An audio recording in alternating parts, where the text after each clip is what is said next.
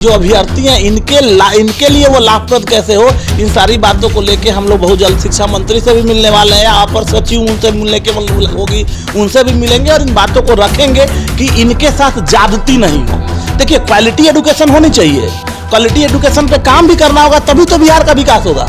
तो वो सारी चीजें हैं, लेकिन उनका क्या जो पहले से वर्क कर रहे हैं उनको भी बिना तवज्जो दिए आप आगे बढ़ेंगे। एक नियुक्त को एक फ्रेशर के साथ आप सीधे कंपाइल करके डाल दे रहे हैं। तो ये कहीं ना कहीं आप किसी भी एग्जाम में देख लीजिए, कहीं भी एग्जाम में आप जाएंगे, किसी में भी देख लीजिए, अगर वो प्रशासनिक सेवाओं से आए हैं, अगर वो आर्मी से आए हैं या वो नेवी से आए हैं, और वो अगर किसी गवर्नमेंट सेक्टर में आप फिर से अप्लाई करते हैं रिटायरमेंट के बाद, तो उनको ग्रेस मिलता है। 7वें चरण की बहाली पहले हो जाने देते, क्योंकि वो लोग अभ्यर्थी रहे हैं, उनकी पूरी आस्था जुड़ी हुई है। आप समझिए कि आप सरकार में हैं, तो कहीं ना कहीं एक बुद्धिजीवी लोगों के कारण से भी आप एक सरकार में आप अपनी गतिविधियों को पूरा करने में सफल होते हैं। टीचर समाज का निर्माता होता है, तो समाज का निर्माण आप कैसे कर सकते हैं? आप अच्छे एडुकेनिस्ट होंगे, मतलब अच्छे पढ़े लिखे होंगे, तभी तो आप उसका निर्माण अच्छे से कर सकते हैं। तो इसमें ये चीजें नहीं होनी चाहिए। एक पढ़ते हुए बच्चों के पास जो सब्जेक्ट का नॉलेज होता है, स्वाभाविक है वो डाइवर्सिफाइड होते हैं, लेकिन जब एक टीचर एक तरफ एक दिशा में वो काम कर रहा होता है, तो वो उन चीजों से कहीं ना कहीं कट जाता है। उनको ये सब्जेक्ट होता है, उसी सब्जेक्ट पे फोकस करना होता है। तो उनके लिए थोड़ी सी लिबर्टी दी जानी चाहिए थी। उनके लिए या तो उनके लिए अलग से एग्जाम लेना चाहिए था वहां तक पहुंचने के लिए, या जो भी एग्जाम होगा उसमें 10%, 5%, 20% का ग्रेस पीरियड होना चाहिए था, ग्रेस मार्क्स होना चाहिए था, जिसके थ्रू वो उस चीज को कंपनसेट कर सके। नमस्कार, आप देख रहे हैं द बिहार टॉप और मैं हूं आपके साथ शुभम कुमार झा। दोस्तों, अभी मेरे साथ हम पार्टी के राष्ट्रीय अध्यक्ष शिक्षा प्रकोष्ठ के रंजन सिंह मौजूद हैं। नई शिक्षक नियमावली पे बात करेंगे, जिस तरह से बिहार कैबिनेट में नई शिक्षक नियमावली को जो है मंजूरी दे दी गई। साथ ही साथ इस चीज को लेकर जो अभ्यर्थी हैं, कुछ अभ्यर्थी इसके सपोर्ट में हैं, इसके सहमति में हैं, पर कुछ अभ्यर्थी जो है इसका लगातार विरोध प्रदर्शन कर रहे हैं। साथ ही साथ आपने देखा कि कल और परसों दोनों दिन आरजेडी कार्यालय के बाहर, ऑफिस के बाहर छात्रों ने हंगामा भी किया। सर से बात करेंगे। सर एक शिक्षक भी हैं, केमिस्ट्री के कोचिंग भी चलाते हैं सर, जाने माने सर शिक्षक हैं। क्या लगता है सर, नई शिक्षा जो नियमावली है टीचर्स के लिए, क्या कहना चाहेंगे उसमें? देखिए, एक पढ़ाई की जहाँ तक बात होती है तो क्वालिटी एजुकेशन ऑलवेज मैटर करता है। तो सरकार का ये जो तरीका रहा, सरकार ने ये जो सोचा है बीपीएससी के थ्रू एग्ज़ाम लेने का, अगर इसमें सारी चीज़ें पारदर्शिता रही, सब कुछ पारदर्शिता के साथ रही, तो ये एक अच्छी पहल है। और अगर सरकार कोई अच्छी पहल कर रही हो, तो जितने भी हमारे जन समुदाय हैं, जो जनता जनार्दन है, उनको इस चीज़ को सपोर्ट करने की आवश्यकता होती है, उनको करनी चाहिए। इसमें बहुत सारी चीज़ें हैं जो कहीं ना कहीं अभ्यर्थियों को ही के लिए लाभप्रद है। तो कहीं ना कहीं ये चीज़ें, हाँ, लेकिन कुछ कमियां हर चीज़ों में रह जाती हैं। तो एक डिस्कशन का, एक डिबेट का ये चीज़ है, इस पर कभी ना कभी डिस्कशन होगा, बातें धीरे धीरे सही होंगी। लेकिन ओवरऑल अगर लेके देखा जाएगा तो ये बीपीएससी के थ्रू इनको इस एग्ज़ाम को लेना और एक क्वालिटी एजुकेशन में सुधार के लिए ये जो नया पहल रहा, ये कहीं ना कहीं सरकार के लिए, एक सरकार के किए गए कार्यों में से एक ये कहीं ना कहीं अच्छा कार्य होता हुआ प्रतीत हो रहा है। छात्र जो है लगातार विरोध कर रहे हैं। छात्रों का कहना है कि 7वें चरण की बहाली को रोकने के लिए यह नियमावली लाई गई है। क्या कहना चाहेंगे? देखिए, ये बातें तो सब लोग अपने अपने तरह से बोलते हैं, लेकिन कहीं ना कहीं ये पार्शियलिटी हुई है। याद होगा जिस समय जो आप देखे होंगे अग्निवीर की बात हुई थी, तो उस पर भी मैंने इस चीज़ का प्रतिरोध, मैंने भी इस चीज़ को रखा था कि ये बातें कुछ हद तक कुछ ठीक हैं, तो बहुत सारी गलत भी हुई। जो बच्चे ऑलरेडी इनरोल्ड हो चुके थे, उनको लेटर मिलने वाला था और उनको रद्द कर दिया गया, और अग्निवीर में के थ्रू उनको जुड़ने का, उनके थ्रू एग्जाम होके फिर से उनको ऐड होने की बातें होने लगी। तो कहीं ना कहीं ये थोड़ी सी पार्शियलिटी से 7वें चरण वाले जो भी हमारे भाई लोग थे, उनके साथ थोड़ी पार्शियलिटी हुई है। इस चीज़ को सरकार को एक सिरे से देखना चाहिए। 7वें चरण की बहाली पहले हो जाने देते, क्योंकि वो लोग अभ्यर्थी रहे हैं, उनकी पूरी आस्था जुड़ी हुई है। आप समझिए कि आप सरकार में हैं, तो कहीं ना कहीं एक बुद्धिजीवी लोगों के कारण से भी आप एक सरकार में आप अपनी गतिविधियों को पूरा करने में सफल होते हैं।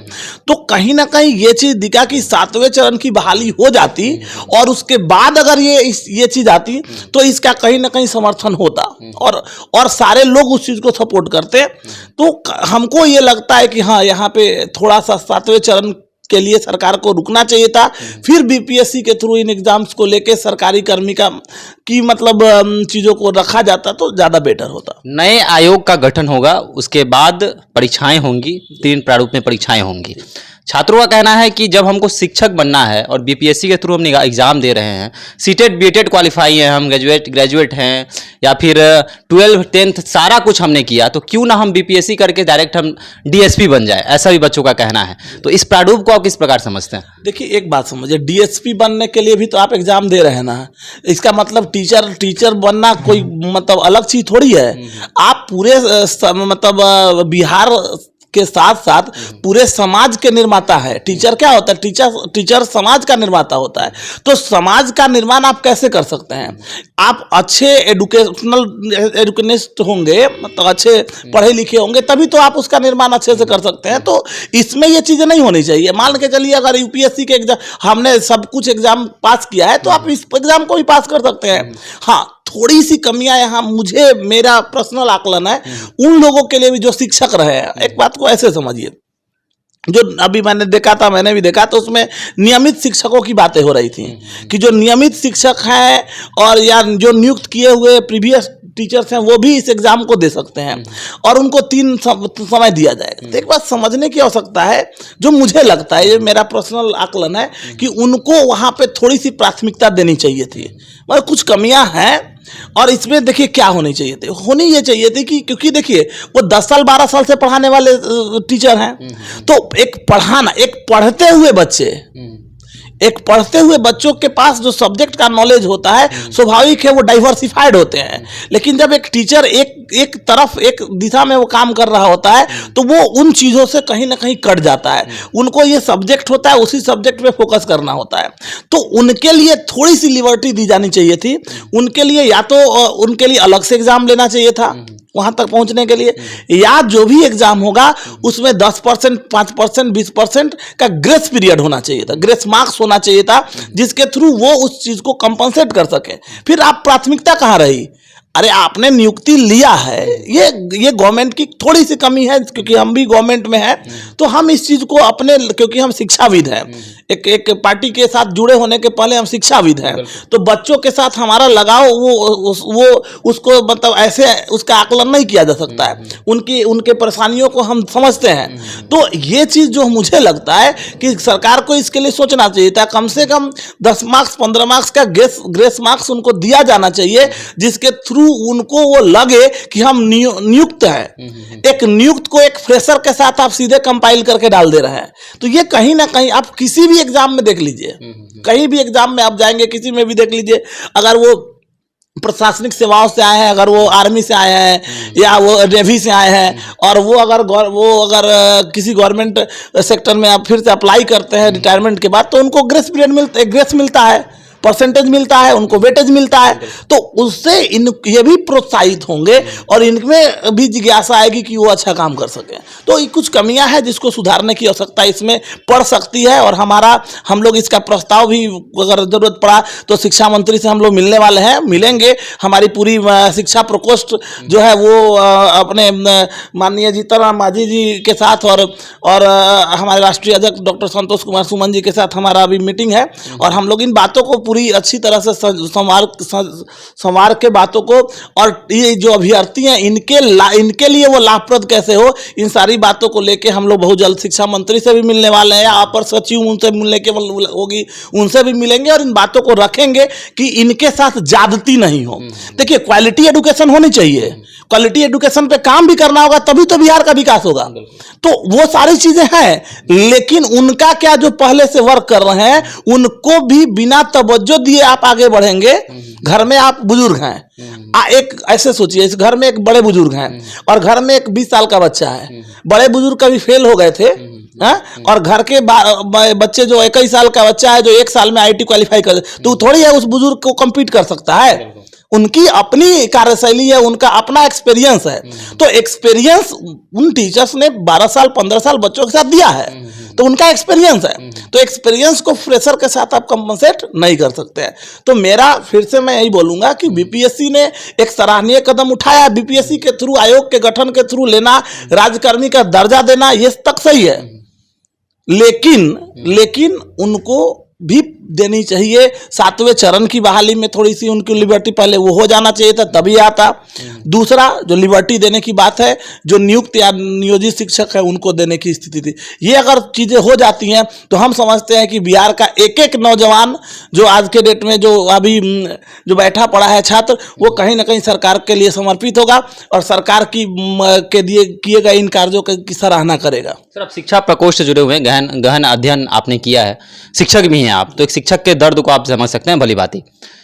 पहले वाले जो टीचर थे वो, अब जो नियोजित शिक्षक आएंगे सो, और फिर नया नियमावली के तहत जो शिक्षक आएंगे, तो ऐसा नहीं लग रहा है कि विद्यालयों में भेदभाव शिक्षकों के बीच ही होगी? पे स्केल के बारे में देखिए, यही चीजें मैं अभी थोड़ी देर पहले डिस्कस कर रहा था। भेदभाव के लिए चलिए सरकार ने एक ही, अगर उनको लिबर्टी दी जाएगी जैसे मार्क्स के बेसिस पे, अरे उनके जो आज बहाल हो रहे हैं, ठीक है, बहुत जानकार हैं, लेकिन वो बच्चों का अटेंडेंस, बच्चों के मनोवैज्ञानिक रूप से बच्चों के बारे में सोचना, वो उनको होते के साथ वो नहीं समझ सकते पहले दिन से।